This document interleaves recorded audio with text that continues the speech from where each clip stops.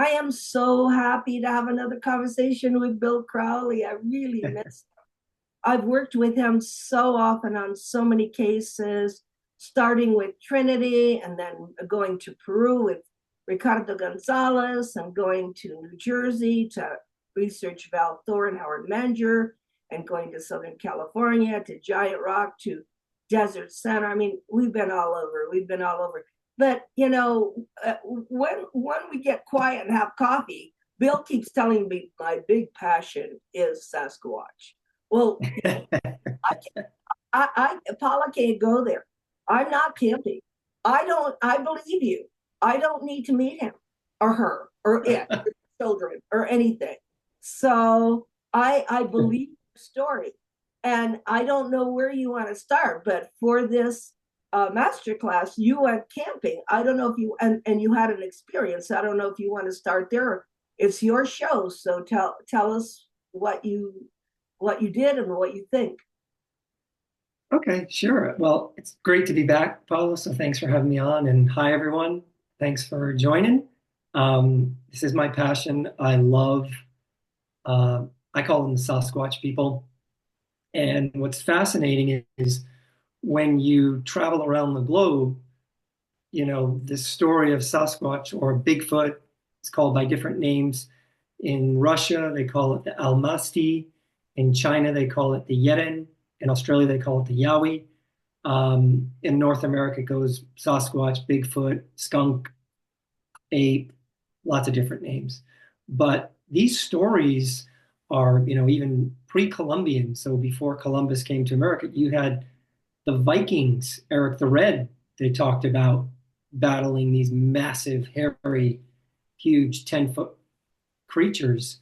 And it's global. So when you start seeing that it's not just this modern phenomena, it gets to me very interesting. And then, so my, I guess I discovered Bigfoot when I was in fourth grade in our little elementary school library, and I went down and I saw this Bigfoot book, and I'm sure you've seen the famous photo of Patty from the Patterson-Gimlin film from 1967, and it kind of has this female Sasquatch walking for several yards. And she had breasts, she had a torn muscle that was bulging, and she was just massive. And all the research that has been done since 1967, even to date, they still can't debunk it. At least not anyone who's done real research using the science and everything involved in geometry of how the film was taken. And so that was really my gateway into the paranormal, was through Bigfoot. And I've had four experiences so far, one sighting and three others. But the first one was in 2012, July of 2012, up near Mount Shasta in California, in what's called the Marble Mountains. And then a year later, in November, I had another experience in San Jacinto Mountain, which was above Palm Springs area, the mountain there. It's about 11,000 feet, I think, that mountain. And then just recently, I started going camping back up to that mountain, San Jacinto, last month, and I had another experience.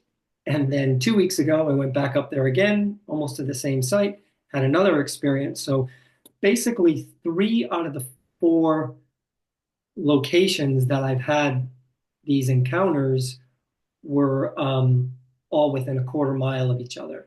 So I'll be going back up again this week. And I think what's happening now is it's called habituation. When the Sasquatch have family structures and they tend to move in clans, like mother, father, and child, and they'll be in a larger clan, and just like regular animals have their territories.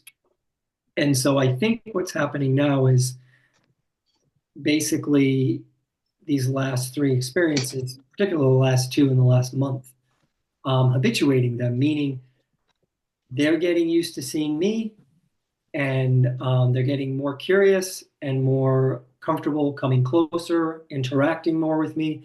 Because ironically, what you see on TV a lot of times is the sensational Sasquatch, where it's a monster, it's big, it's scary. And I think it's anything but that. I think, in my experience, that when they're around you, it's probably the safest place on the planet you could be, because all these hundreds and hundreds of reports that I've read over in the last 15 years from what I call trained observers, which are people in their occupations who are they're trained to notice things, details. So police officers, state troopers, park rangers, hunters, these people who, especially the ones who, or firefighters out in the woods who have these encounters, lumberjacks, um, that know the woods, they know the difference between a bear and a Sasquatch, and they all say, no one, I've only read one case where a Sasquatch has allegedly abducted someone, and that was back in the 1800s up in uh, British Columbia. And I don't know if it's true or not, but every other case I've read, the only time they ever have a problem with people is when people try to either shoot them, hunt them, or if that Sasquatch's younger, very young child is near and they're going to protect it. And that's when they'll either let off a very pungent smell, like wet, rancid dog and or skunk, and people get out of there because that's their way of saying leave humans, or they'll throw rocks or break trees very loudly nearby people, but they don't hurt people. They're just trying to scare them.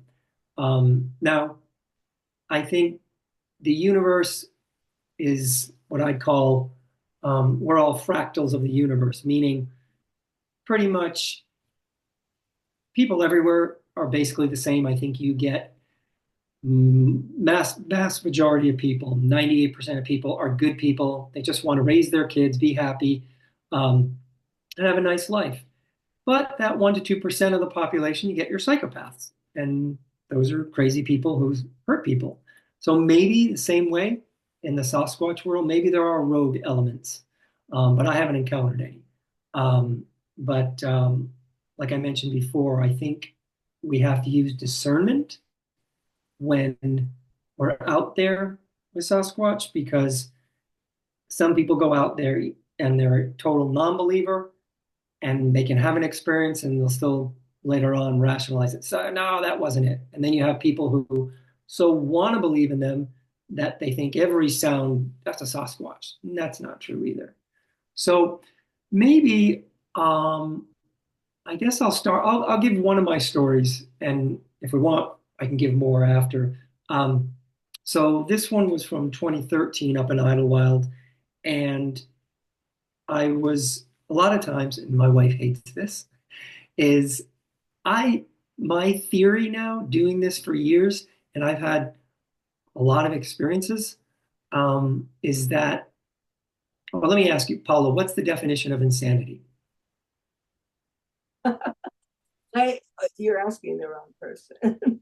Or what's generally, it's when you When keep you doing the don't same follow, thing, when you, expecting a different result, right? or you don't follow the norms of a society you're in, Right. That you go too. off rogue, like you mentioned, rogue. You go off on your own and make your own rules and do your own thing. Yeah.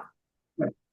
So generally, the best film footage we've ever gotten in at least public Sasquatch um, world is the Patterson Gimlin film. Someone mute? Everybody, Can you mute? mute your microphone. Thank you. Um, so the Patterson Gimlin film in 1967, phenomenal film of a Sasquatch walking. Since then, I personally haven't seen photos or films where I thought were real, not CGI'd.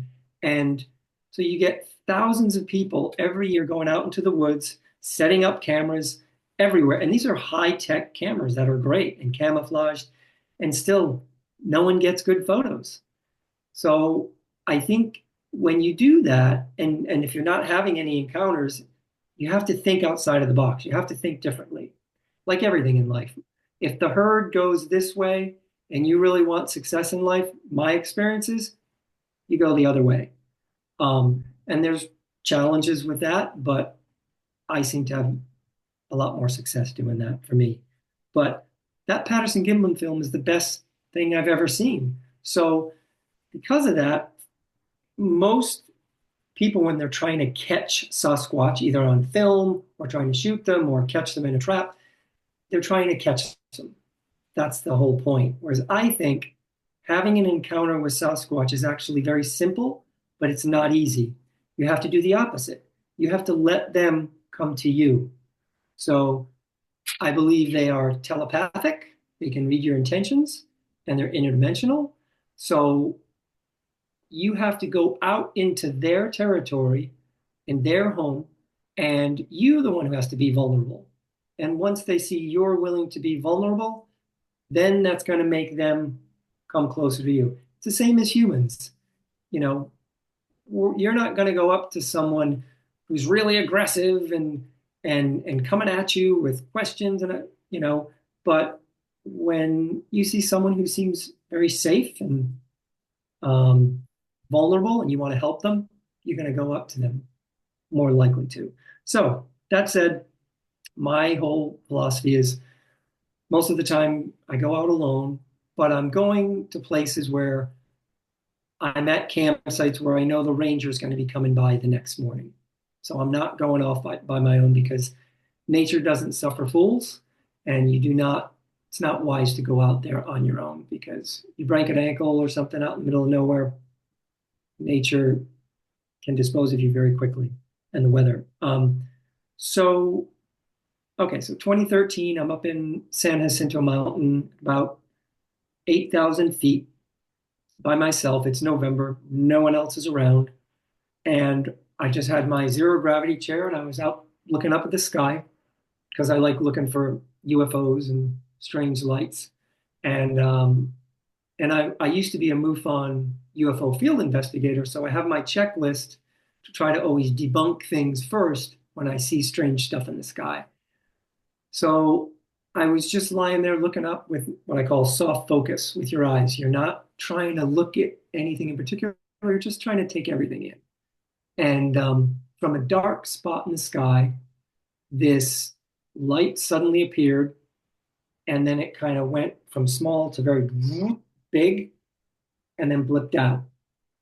And at that moment, when it blipped out of the corner of my left eye, I caught movement and I looked, and there was this 7 to 8 foot tall, I called it at the time a phantom being, large, bipedal, black figure that just walked by me and around a grove of trees. And that night, I think it was November 16th, 2013, was, if not a full moon, it was around the time of a full moon. So I could see the shadows from the trees. And also, I never use headlamps when I go Sasquatching because I want my night vision to be really sharp. And so when it moved, it was amazing because it didn't make footstep sounds. And it was the most beautiful, graceful, fluid thing I've ever seen in my life. It just flowed like water. And then, hair on the back of my neck stood up, and my heart starts going. And I waited about 30 seconds, and then, I walked around to where it was, this grove of trees. There was nothing there, but I know what I saw. So that was one experience, and that was the first experience where I connected UFOs with Sasquatch. They are somehow connected. Exactly how, I don't know, but they're definitely connected. Either they travel in the UFOs or they can sometimes. And it's really interesting, Paula, because you get the UFO community and you get the Bigfoot community, And at least at that time, more than 10 years ago, they wouldn't cross over. They would all call each other crazy. I'm like, what do you mean? You're already a maverick if you're into UFOs and a maverick if you're into Bigfoot. Yet even they would get siloed in their own mindset. And I found that pretty fascinating. Um, so, so then about a month ago, I started going to another campsite near that one that I just spoke of. As the crow flies, it's probably less than a mile away. And I was with a buddy this time, and which normally I wouldn't bring a friend, but this time I went with him, and it was interesting because we did a night hike together. And now again, this is winter time. No one is around. This time I was at about 5,500 feet in altitude, and the next day there was snow on the ground. So when I went to bed, it was, in the low 20s. And so no one's around in the wintertime. And um, my friend George was asleep. And then I kind of woke up to these voices. Now, granted, a month ago, I was at, no, sorry, 2 weeks ago, I was at 5,500 feet. A month ago, same location in San Jacinto Mountain, I was at 8,000 feet.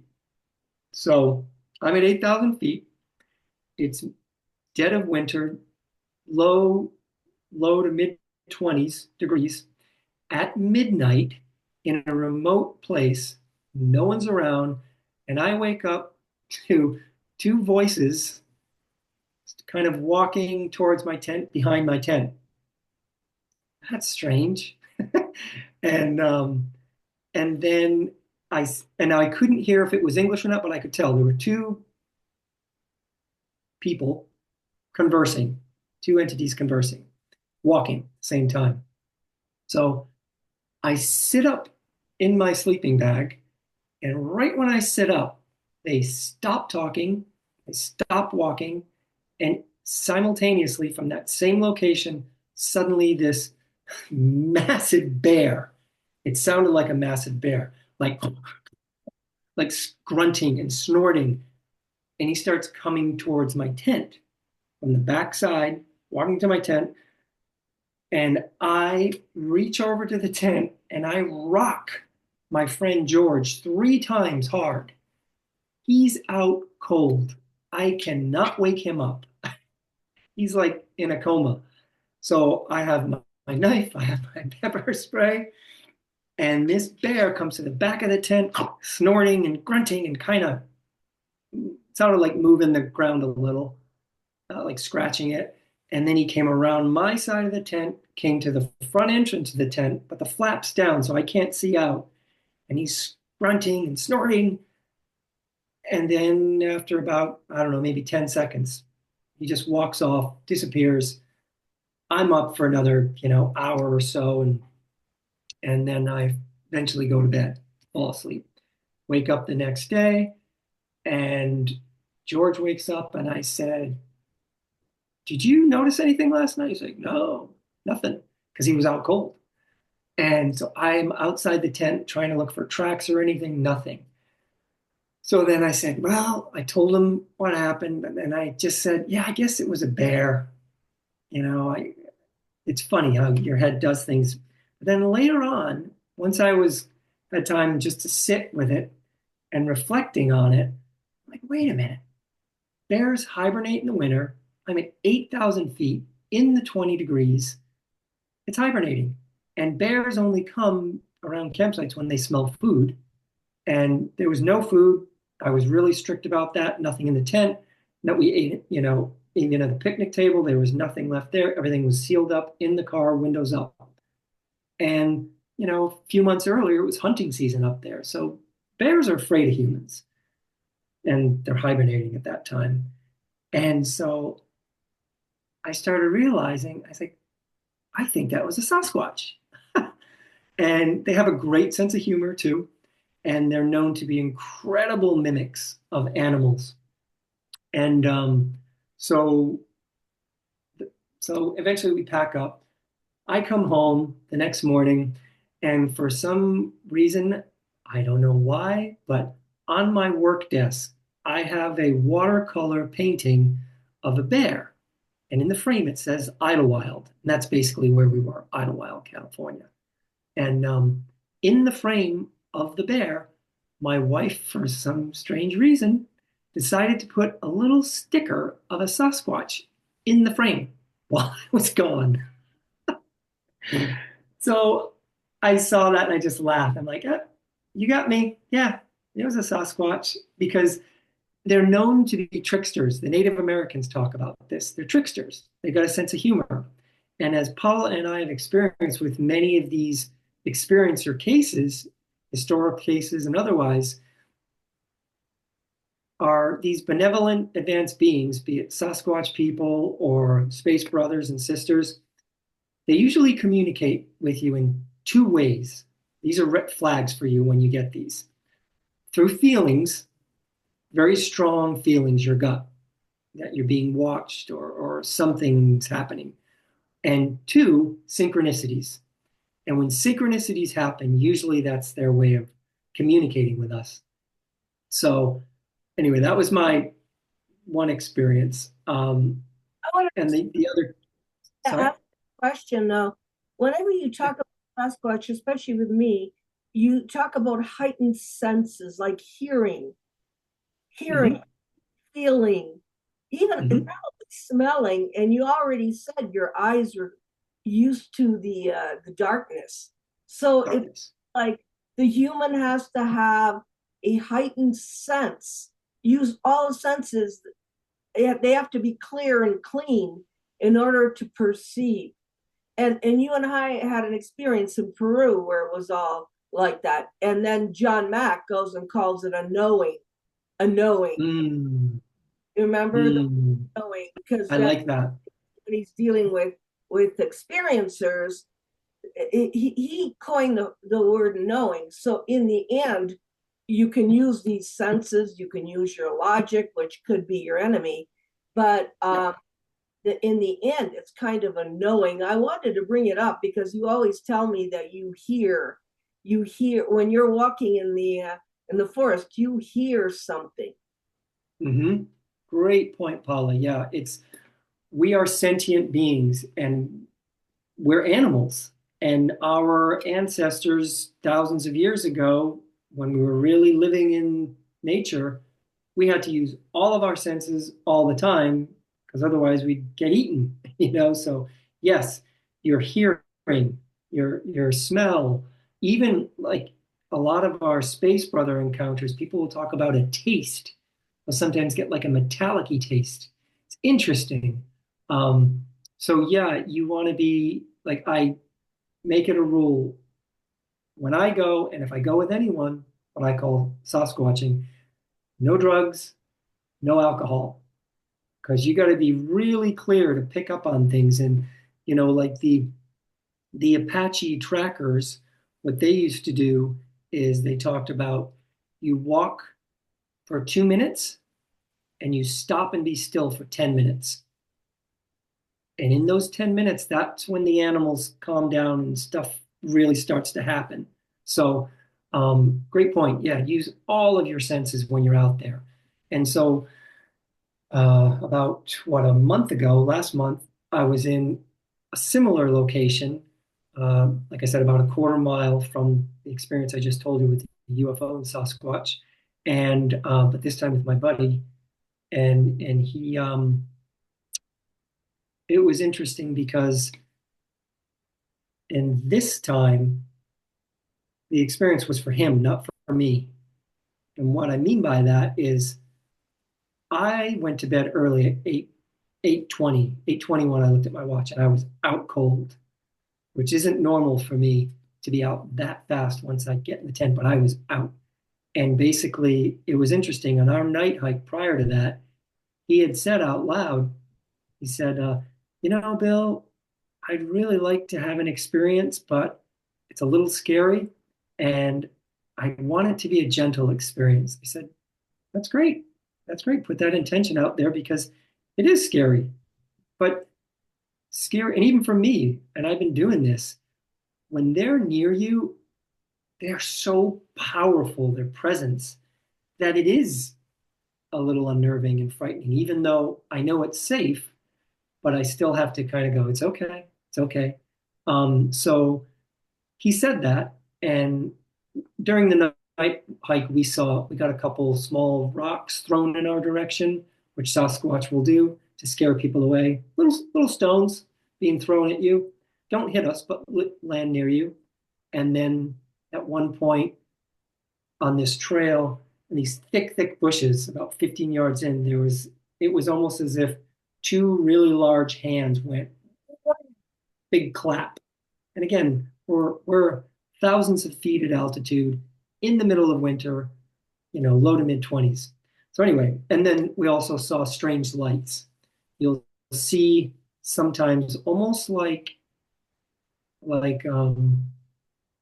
could be like a firefly. We don't have fireflies here because it's too dry. Either lights flickering randomly in the bushes or sometimes a long pencil of light moving. It's very strange. But anyways, I went to bed, I crashed out, and then George went to bed and he was lying down. His face was about a foot from the side of the tent. And he said within probably 5 minutes of him going into the tent, and he heard these footsteps outside. And the inside of the tent is basically like a screen, so you can see out if there wasn't a rain fly over it.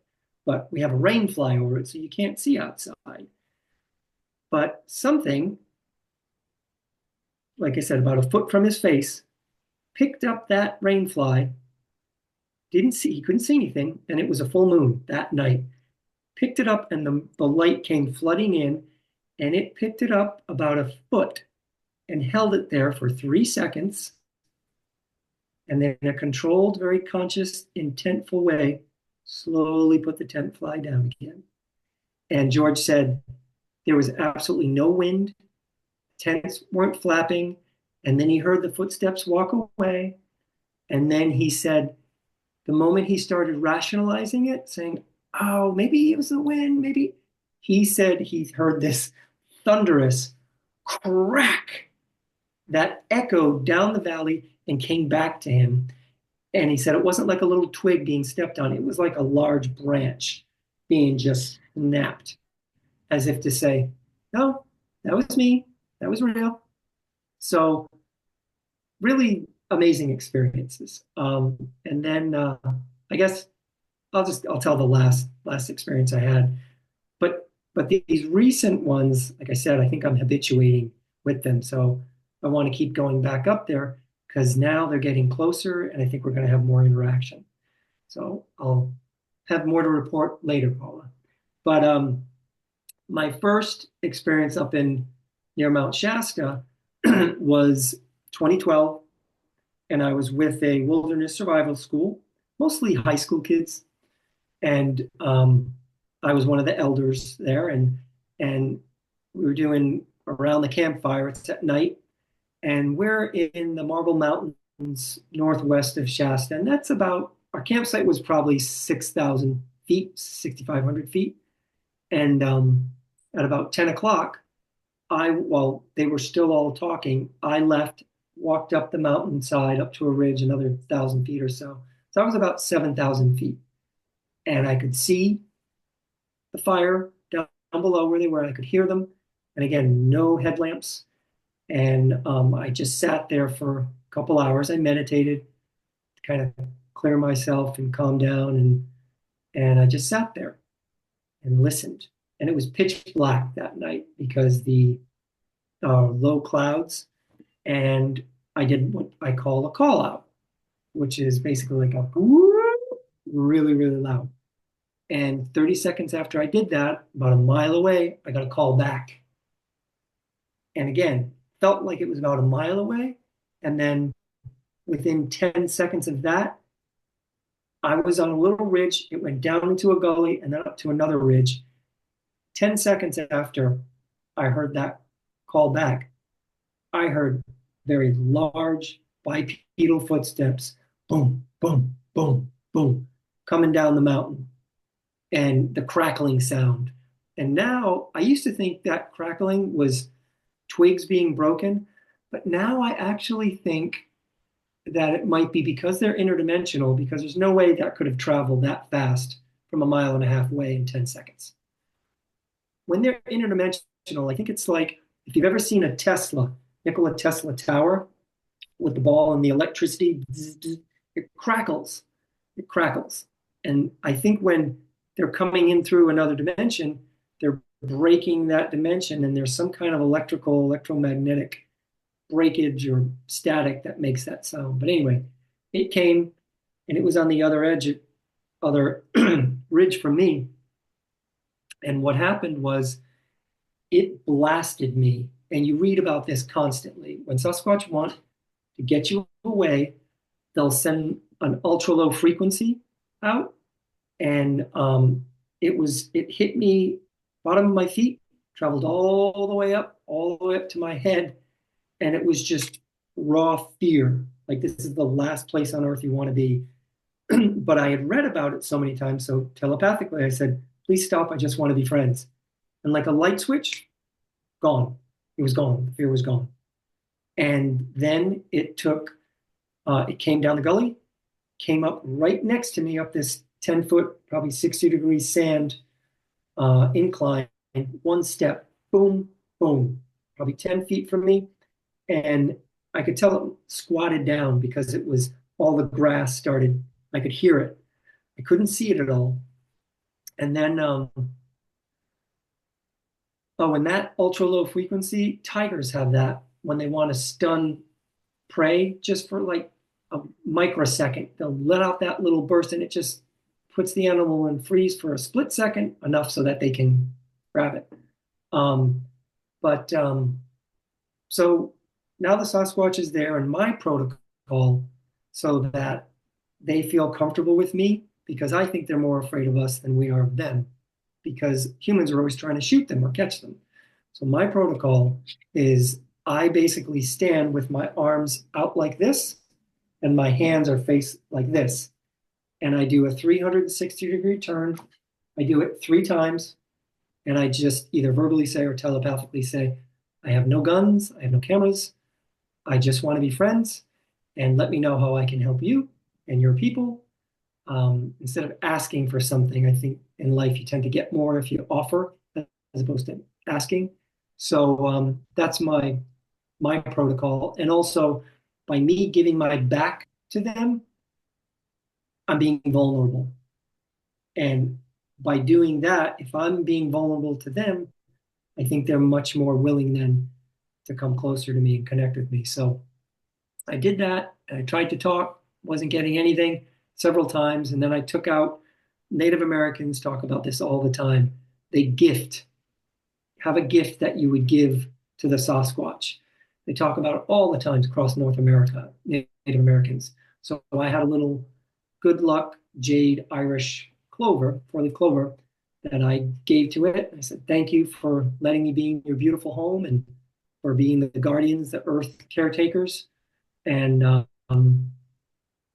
this is for you. Thank you. And basically nothing happened. And eventually thought, okay, out of respect, I'll just go now. I left, went to bed, and then woke up the next morning, ran up that hill, and my gift was still there.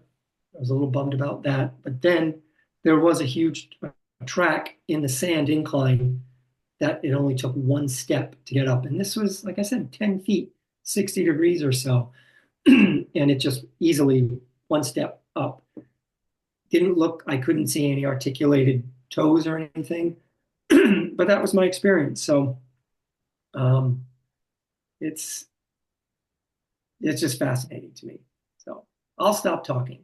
No, I have some questions, but by the way, this is a master class that is only recorded by me. And if you are recording it, you did not ask permission. So please, could you stop recording? It is my research. I decide where it goes, and I ask your accordance with this. Um, what I'm listening to you, and you're so interesting, Bill. I have two questions because everybody has questions. There are 19 people who have questions for you Right. here. This isn't a regular. This is not a regular subject matter. I mean, we talk UFOs, consciousness, you know, books, all that. This is very unusual. My question to you is, number one, are you recording this yourself? And number two, what would you like personally to have happen? Those are my two questions. And then Yep. I'm going to stop the recording and let everybody else ask you. Okay. So for your questions, first, I never bring recording equipment or cameras or anything because at least at this point, until I get some kind of message that they want me to do that, I'll respect because that's what everyone tries to do. And that's why I believe people don't have as many encounters. Um, so I don't. However, I do always write it down. I have a detailed log of my experiences because over time, our memories can play tricks on us and the story changes over the years. So it's important when I come back after having these encounters, I do record it on there. Um, as far as what I'd like, I would love to have establish a friendship, a mutually beneficial friendship where we communicate with each other. And because in the end, I think the quest for ET or Space Brother contact or Sasquatch contact, it's all about raising consciousness.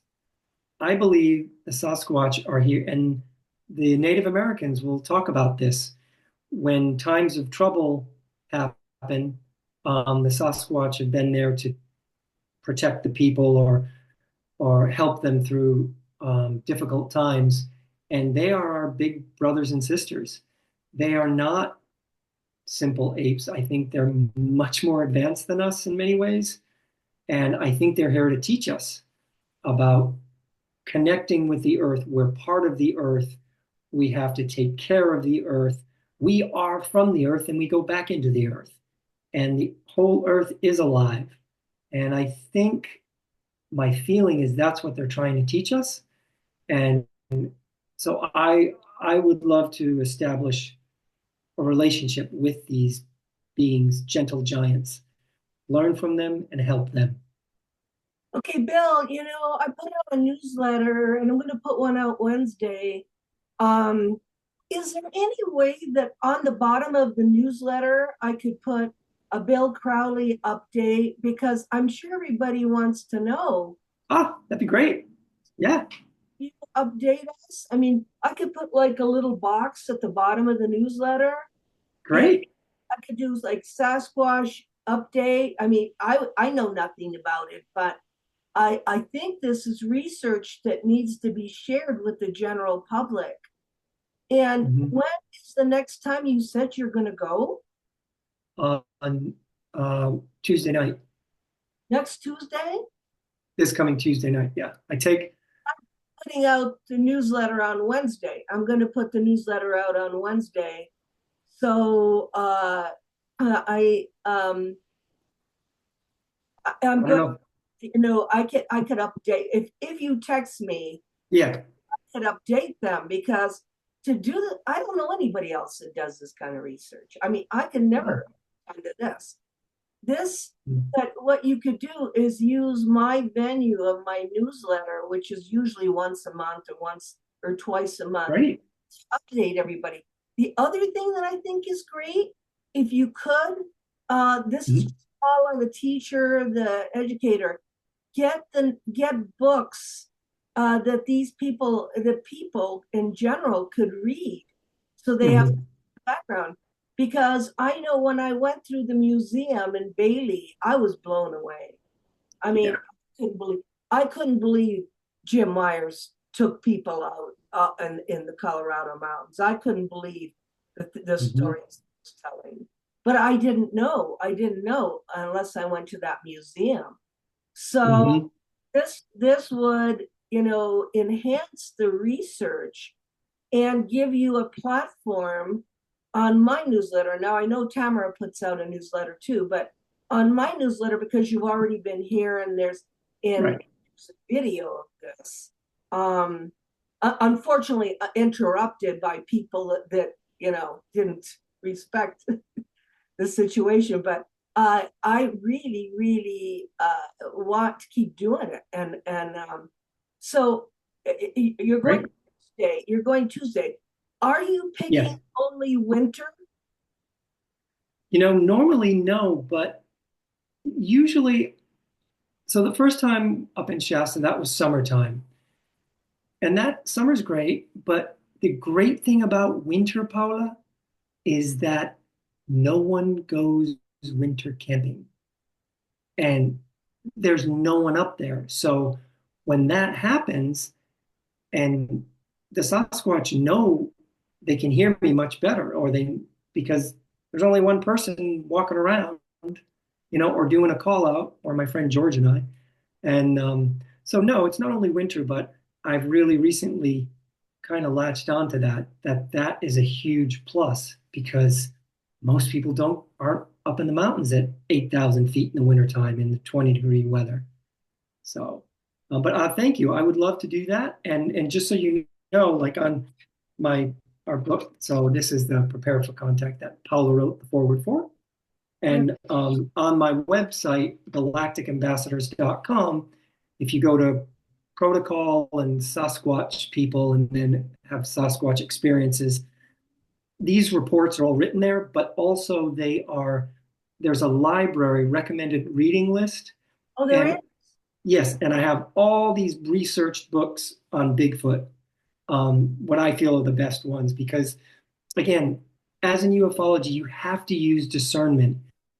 And, you know, you have to have an informed opinion, not just an opinion that, well, everyone says this, so it must be true. No, have an informed opinion and trust your gut because your head will rationalize stuff, but the body never lies, doesn't lie. So when you're out and about and you get that feeling, and using all your senses, trust it. So yeah, but I would love that, Paula. And Bill, on the chat, will you type your website, and then I want Robin to unmute because Robin is talking about an experience, and I think she should share it with everyone. She wrote it down, but everyone that doesn't read it is going to miss it. So, Robin, can you unmute yourself?